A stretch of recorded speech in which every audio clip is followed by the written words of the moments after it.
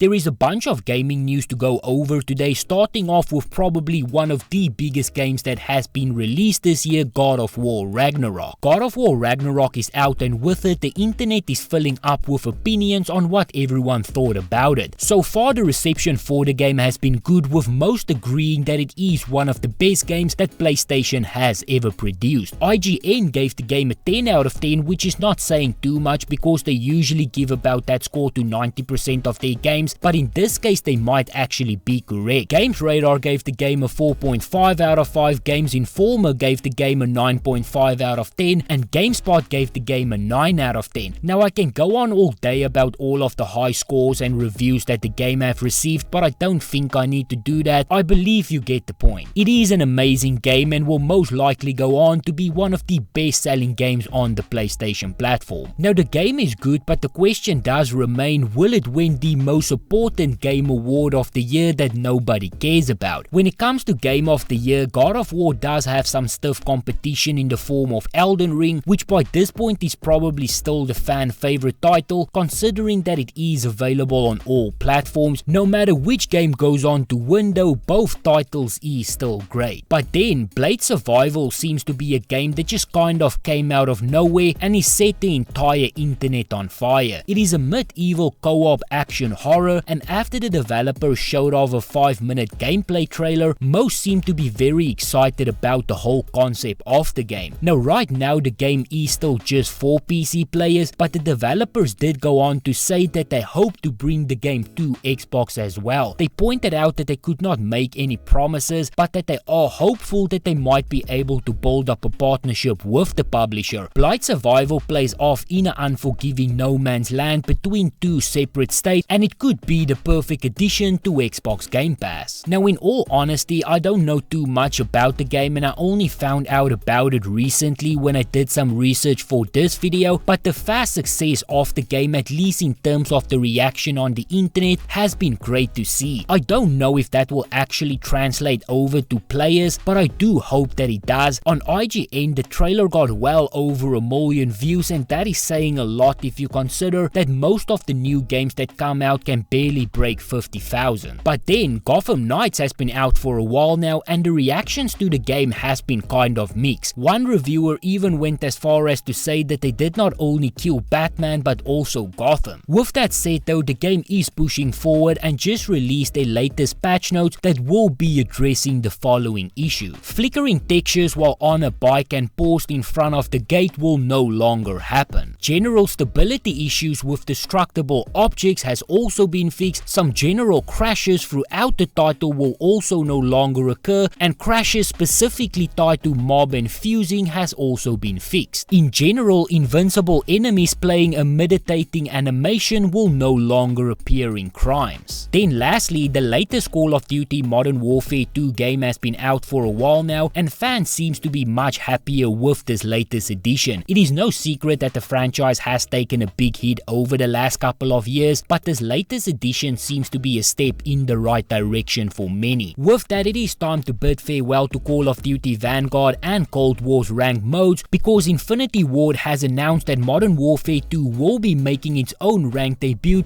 in 2023. Along with the rank announcement, the developers also revealed that the CDL Moshpit multiplayer playlist is also landing alongside Season 1 launch on November 16th. There is no further detail yet in terms of what game modes or maps or playlists we can expect yet, but hopefully we will get a little bit more details closer to the release date.